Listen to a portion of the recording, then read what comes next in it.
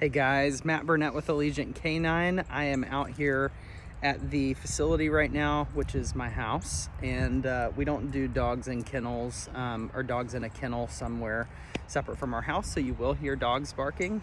They're being rotated right now. We've got volunteers on the property.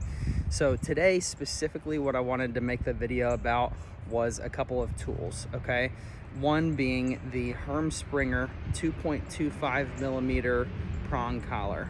Okay, so I wanted to walk you guys through this really quick.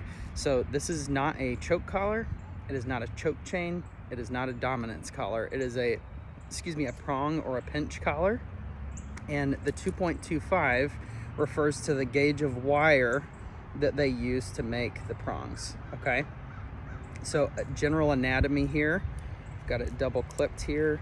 These are made in Germany. Herm Sprenger has been making horse training equipment for a long time, but it is a martingale style collar that is set up as a circle with a triangle.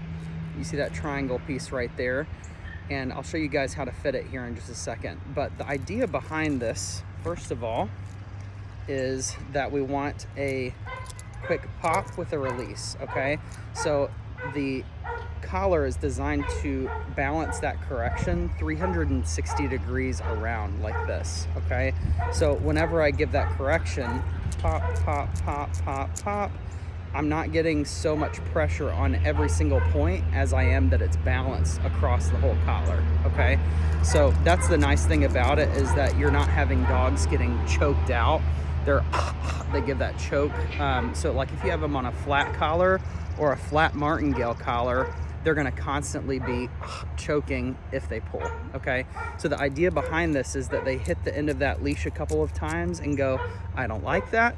Not my favorite thing in the world. And it's very similar to how a mama dog would correct her puppies out in the wild. For example, if a wolf pup gets out of line or starts to create havoc in the pack, then the mama dog will correct them, okay? So again, the style of correction here is not this, okay? It's not constant pressure. It's also not a yank, just one direction like that. It's a pop with a recoil, pop with a recoil, pop with a recoil, okay? So a pop, not a pull, all right? So I wanted to go through really quick what the training process looks like on a collar like this, because as you can imagine, if you type in prong collar, whatever, on Google or DuckDuckGo, then you will find a lot of negative stuff. Some countries, you are not able to use these because they've been so abused, and unfortunately the dogs suffer because of it. So when you abuse them, just like anything else, any tool that you use can be abused. Thinking about dominance collars, there are some smaller dogs that a slip lead, which is a style of dominance collar, is used instead of a prong collar. And in some facets that is more appropriate versus people choking out dogs and things like that. So we don't use the collar itself to teach any obedience at all, okay? Everything that we do here is shaped with food and markers and rewards. So ultimately all we're looking to do is to create a correction that actually makes sense to the dog, that is not harmful to the dog, and that is humane and subtle, okay? Especially when you're talking about dogs that pull, dogs that jump, dogs that are reactive. All we need is a quick correction. They choose the redirection or the course correction, and then we pay them actually for that redirection, which is something that they choose. So really quick, what I wanted to show you guys is how we're gonna start acclimating a dog to this type of tool, okay? So the first thing is I wanna make sure that I'm lightening that correction. So to dull that action a little bit, I'm actually gonna double clip this right here to that dead ring in the middle. The ring that this leash is attached to with the swivel is the one with the swivel on the prong collar, okay? So you see how it turns together, all right? So swivel to swivel, all right? For acclimation, which is usually about 4 days or 8 hours, I let the dog wear the collar without any leash attached to it. So I fit it properly on the dog, which I'll show you here in just a second, and I don't click anything to it for 4 days. We do a lot of happy stuff. We don't say sorry. We actually usually feed them like peanut butter or something happy, like ham, turkey, cheese, pill pockets. We've done a number of different things, but the dog needs to know this is a positive thing. It's actually going to give you more freedom. And when I pull this thing out, my dogs go nuts because they know that that means that we're about to go for a walk. Okay, so ultimately the ends of these prongs are not sharp. They're nice and filed down, very good quality. They've made them for decades, and they can be a very safe tool when used properly.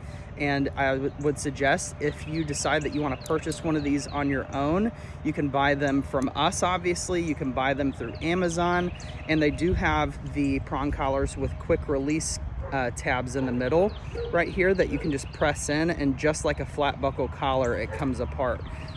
The only thing I don't like about that is it does take away a little bit of the clean action. Okay, so we use the 2.25 millimeter gauge because it gives you a little bit more pinch per square inch, and it's cleaner action. Okay, and if you're wondering what are you talking about by that, if you are an artist or a mechanic or you are a baker, you understand that there are certain tools that just work better for different things. If you're trying to get frosting out of a frosting container, you're going to use a spatula with a rubber head on it so that way you can scoop it out there, versus a butter knife that's thinner.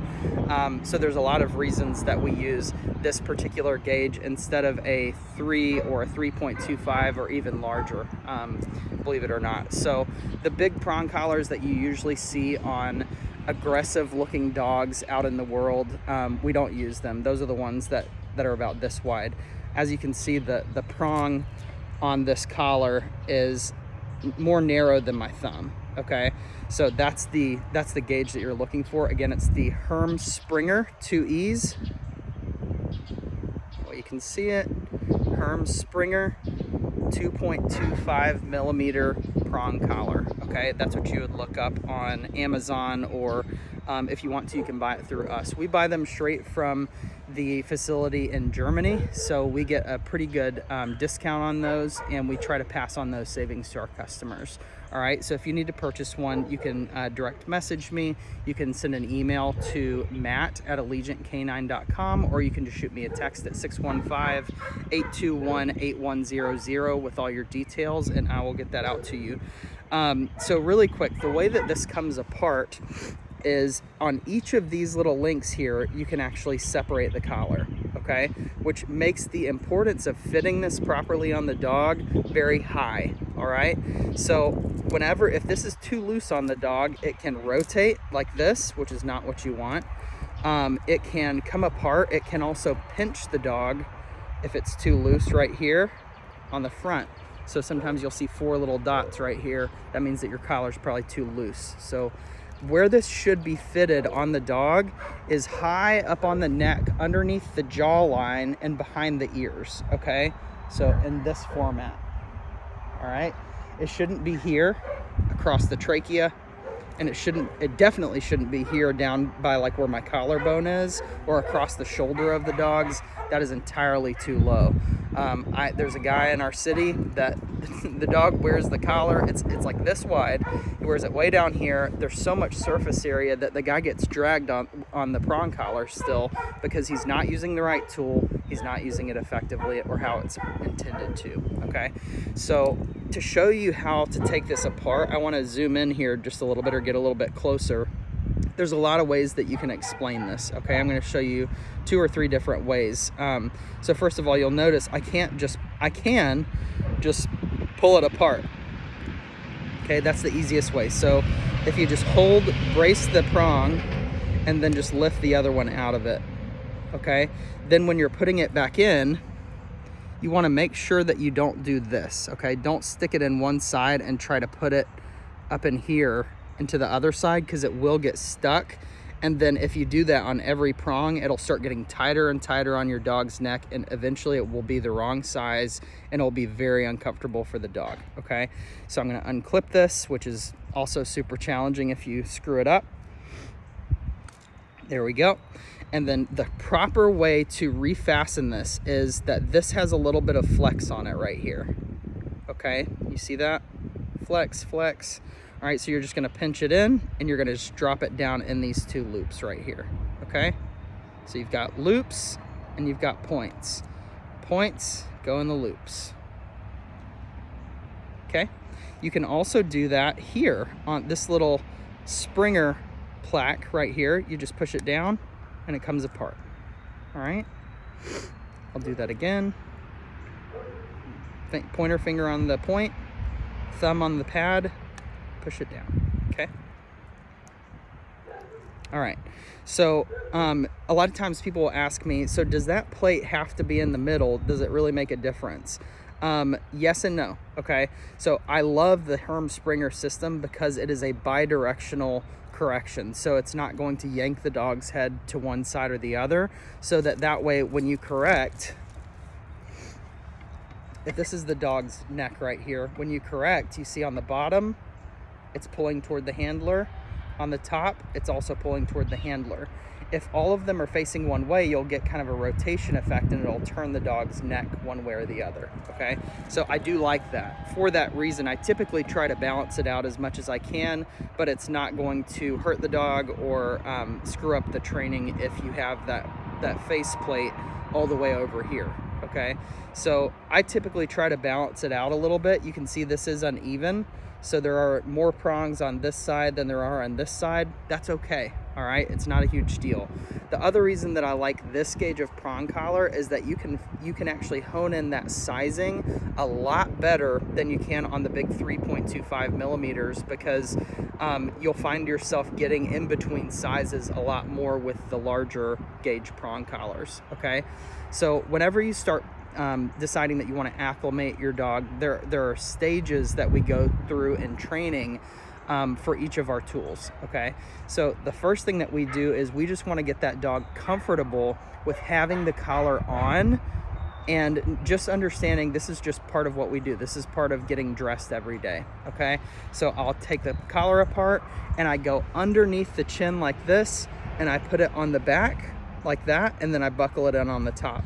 So one reason for that is that you can't see underneath that dog's chin. So if you put it on how it will eventually go, then it's really hard to kind of angle that around. So I usually go from underneath the chin here and then onto the back of the neck, and then I clip that in, okay? The other thing is you just want to make sure that when you put it on them, that it fits right up here behind the ear and under the jawline, just like that, okay?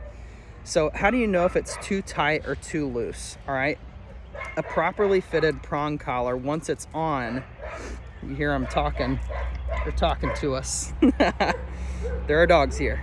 All right, so a properly fitted prong collar should fit snug, not so tight that you can't pull the swivel ring out, but it should fit snug enough that when you give this a tug, it should make a little triangle right here, okay?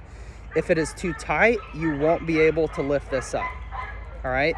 If it's too loose, these little plates right here will touch that dead ring in the middle, or that O-ring, okay? So you don't want it too loose. We've got a dog coming out here. This is Taz. He'll probably come and approach us, so I might put this on him here and just, all right, sounds good. Hi, Taz. So a nice triangle. If it's too loose, then it's going to touch that middle ring, okay? And that's what you do not want, because again, looking down here, if you're able to do that, then you're getting a pinch down there at the front of the neck, which is really soft, okay? So you go under the neck, fasten it on top, and then you'll take and turn the collar around until this swivel is on the top of their neck, okay? So this should sit right up here by their occiput, okay? So just for an example, he's going potty right now, but I'll show you on Taz. Hi, you're so handsome. So I'm gonna clip this onto you. He actually has been acclimated. Hi, and then I'm gonna just turn it around here, and I want you guys to see this really quick. This is Taz. He's with Rural Animal Rescue Effort, and you see where it's located there. Hi, handsome. You are so sweet. Mwah. And he did not love the prong collar at first, but that's why you have to acclimate, okay? I'm gonna set you free really quick, okay? So getting it off, you can do it one-handed. You'll just push one of the prongs up like this, and then just release it. Break. All right, so pretty good example. It's easy to put on, especially on a dog like him. You just want to make sure that you brush out their neck really nicely so that you're getting good connection there. So again, just remember, it has to be the right size. If it's too snug, you won't be able to pull this little latch up right here, or this little ring. It'll be stuck right there. Okay, so don't make it too tight. Also, don't make it too loose like this, because the prong collar can actually come apart, which is really not good and not safe. And two, you don't want it pinching the dog's front of the dog's neck. Okay, so for the first 4 days, you're wanting to just acclimate the dog to the collar, just having them wear it. Okay, if it is too hard for you to get this apart, you need to go on Amazon and order a easy release with the buckle here in the middle. Okay, it actually has like a flat collar release click, and it comes apart, and then that way it's easier for you to go, okay, this is straight. So a couple different things that people usually do to screw these things up. All right, they'll twist it like that, and they'll say, oh, well, the prongs are up, but you're twisted here in the middle. So once you connect it, you only have action on one side. You see that, how it's binded right here. All right, so we're gonna untwist that just by unclipping and letting it kind of fall out. There we go, prongs all facing up. We've got our triangle free. There we go, right there. Okay, another thing that can happen is if it's too loose, this base prong is different from all your other prongs. Okay, so this little lip right here, sometimes it will catch that O-ring, and then again you have the same issue where you only have action on the one side. You see that? Only have action on one side. Okay, so we'll free that O-ring, and now we're clear. So that's why everything that I'm talking about here is super important, because you want to make sure that you have the right tightness. You want to make sure that you put it the right place on the neck, and you want to make sure that you have this swivel ring in the correct position. So when I walk a dog, when we actually start the bridging from acclimation or getting comfortable to conditioning, that's when I'll actually unclip that second ring. So I'll have them both clipped for the first 4 days, and then I unclip that O-ring and just have the leash on the swivel ring right here. Okay, and the way that we do that is through what's called turnabouts, and I'm going to insert a video here on how to do those turnabouts and what those look like. Okay, so I want to make sure that you guys have a chance. Hi, handsome. Actually, we'll do him since he's here. You're so handsome. All right, so he's still acclimating, so we're going to actually double clip this. So leash through the swivel, leash through the swivel, leash through the O-ring. All right, double clipped. All right, and then we're going to unhinge this, or unclip it. Fuzzy, wait. Yeah, good boy. You're so handsome. Come here, Bubba. You are so wild. You're such a wild thing. Yeah. Come here, little turk. Come here, little turkey. Good boy. All right, so we're gonna clip this in here. Awesome, and then we'll rotate it around. Good boy. All right, so we're double clipped. The clip goes on the back of his neck. I want you to see where this is. So right here. And I typically leave it like right in the middle, so that way I can actually walk him on either side. Okay, you'll notice he is a little bit frisky. So on your leash grip, this is super, super important. Okay, so on your leash grip, all you need to do, and don't get those big clunky leashes that are just going to get in the way and be super cumbersome and burdensome. What I want you to do is fold the leash like this, make a loop. Okay, then I want you to take your thumbs up and you're gonna stick it in that loop, and you're gonna grab both sides. Okay, that's your leash grip. All right, so that's how you hold it. Where you hold it on the leash is gonna be dependent on your height and the dog's height. So with him right here, I should be able to stick my arm out straight like this, wrap it over my thumb, and grab both sides. Okay, so I'll show you that again. So around the thumb, grab both sides, and with my hands straight, there should still be no tension here. Okay, the reason that I know that's correct is when I pop back my arm for a correction like this, it's not this, you're not pulling up, you're not doing this number, you're not doing like a lawnmower pull. You're keeping your elbow still or stationary, and you're popping it back, okay? All right, so I wanna show you guys how we acclimate, okay? So this dog has been on the prong collar 2 or 3 times, so I wanna be really light on the leash, and I'm gonna show you guys really quick how we do that, okay? So in the beginning, I wanna have a nice leash grip here, got my leash grip, and to take care of the rest of this leash so that it's not in the way, I'm just gonna put all this together, and I'll grab it with my pointer finger, okay? And it's still separate from my leash grip. You see that? All right, so I'll just say, let's go. That'll be my cue. Good boy, let's go. Good, he already knows to anticipate. Let's go, let's go. Let's go. Good boy. Come on. See how he's fighting it a little bit? Good boy. All right, so the idea is every time that he starts to pass in front of that plane in front of me, that I just say, let's go. I turn the opposite direction. He usually would hit the end of that leash and go, I don't like that. The next time that he says, let's go, I'm gonna anticipate and get right beside him, okay? So I'll show you that again. Hi, Turkey. You're doing so good. Let's go. Yes, good boy. Very nice. Let's go. Good boy, yeah. All right, and then when we come to a stop, I typically will give just a little bit of leash pressure upward and then lure into a sit. Yes, good boy, Taz. Good boy. Very nice. No, I don't say it twice. Good job. I just turn that pressure on, and then eventually if he gets up, then I would actually give him a little leash pop upward, okay? So if he starts to pull on the leash or to get reactive, this is what I'm gonna do. Let's go. And we'll come to a sit right here. You're so handsome. You're so handsome. Oh yeah, you use your hands. So let's say that he starts to get out in front of me or he starts to get reactive. Come over here. Good boy. You're so silly. Yes, good boy. You're so cute. You're so cute. Do you see George? Sit. Good boy. All right, so if he starts to get reactive, I'll just say, no, pop, okay? So it's very subtle. It's a calm marker and a subtle correction, okay? No, pop. You see how simple that was? It's a tool. It actually takes advantage of physics and the leverage from the tool, and you don't have to use all the strength that you're having to use on a flat collar, a martingale collar, or a harness, okay? So I'm gonna set him free.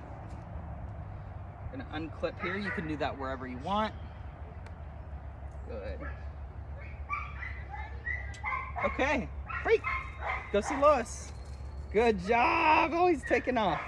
Very good.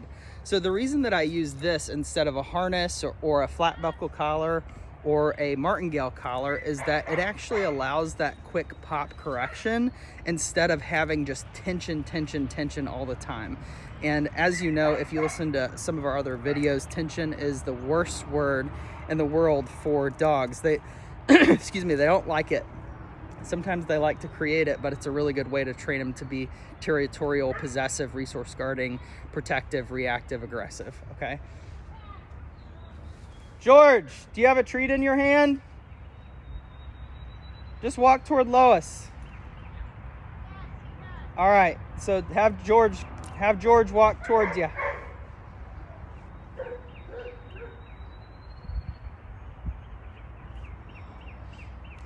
Anyway. So the reason that we use prong collars instead of harnesses, flat buckle collars, harnesses, flat buckle collars, martingale collars, anything like that, is that it creates so much tension and there's not a correction possible. And if you were to correct them, it would actually hurt you. It'd probably hurt your wrist, it hurts your arm, and you're having to apply a lot of force and pressure, okay? With this, it is a tool, okay? It's not a training style. It's not a training paradigm. It's not a training technique, okay? So tools, timing, techniques, all of that stuff is really important, and it goes together to benefit the dog, to benefit you. Ultimately, all that this is about is we are coaching humans, training dogs, okay? So we are coaches. We're coaching you to train your dog. We're also coaching humans, and we're training the dogs themselves, all right? And we come out at things with the spirit and the mentality of a teacher coach. So we want to make sure that there is knowledge there, but knowledge is not the only difference. Muscle memory is probably the biggest difference between you and me. And whenever we are working a dog, we have to make sure that you, as the handler, have that muscle memory, and we're here to help you develop that, okay? So after conditioning, we do use a little bit of upward leash pressure for sit. We use a little bit of downward leash pressure for down, obviously with food, with treats, to show them how to escape from that pressure, and it holds them accountable to that position. If they get up, we say no, we give them a slight leash pop, and they return back to that position, at which point we'll give them a lesser reward, like a quick pet on the head, and then gradually we fade those rewards out. We fade the tool input out, and they can eventually walk on. And that's not the whole point of everything. It's not just to get off the tool. It is, the mindset behind that is honestly to have the dog be able to walk on a flat collar if you need them to be able to walk on a slip lead if you need them to. So if you show them that there's a correction possible, then obedience is probable. When we get into e-collar work, you'll realize that if correction is possible anywhere, then obedience is probable from everywhere, okay? Much love to you guys. Thank you so much for seeking to train your dogs. That's a huge deal. Hi, Rogan. He's zipping around behind me. Hi, Rogie. What you doing? Oh, you're so handsome. You love the prong. Yes, you do. Mwah. Good. Go. All right. So, love you guys very much. Our goal here is to give you freedom you want with the friend that you need. And we want to make sure that you have that freedom that only dogs dream of. That freedom of off leash and being able to have control of your dog in any situation of going to a restaurant or a cafe or a brewery and just having your dog sit between your legs and sleep while you're enjoying time with your friends, okay? Thank you very much, first of all, for subscribing. If you like this video, if it was helpful to you, then you can like, follow, subscribe, whatever. I don't know all the different technological words, but ultimately I just want you guys to make sure that you share this with someone in need, okay? So if you have a friend that you know that their dog pulls them all over the place, share them this video. If you have a friend that has a reactive dog, share them this video. If you have a friend that is completely against tools like this, they would call them aversive tools, okay? The whole concept that you can't correct a dog is a relatively new concept. It's also an incredibly false concept, because you see how dogs interact with each other. They correct each other all the time. And in an unhealthy way, if you codependently fail to correct your dog, then that problem is going to get worse and worse. If it's something that you can ignore, if it's something that happens maybe once or twice a month, then sure, you could probably ignore it or you could correct it. But if it's something that happens every single time, like jumping, pulling, forging, digging, barking, barking reactively at other dogs, that's the kind of stuff that you have to correct every single time. All right, guys. So Matt Burnett with Allegiant Canine. I hope this video was helpful. Again, like, follow, subscribe, and let us know if you have any questions. We'll talk to you soon.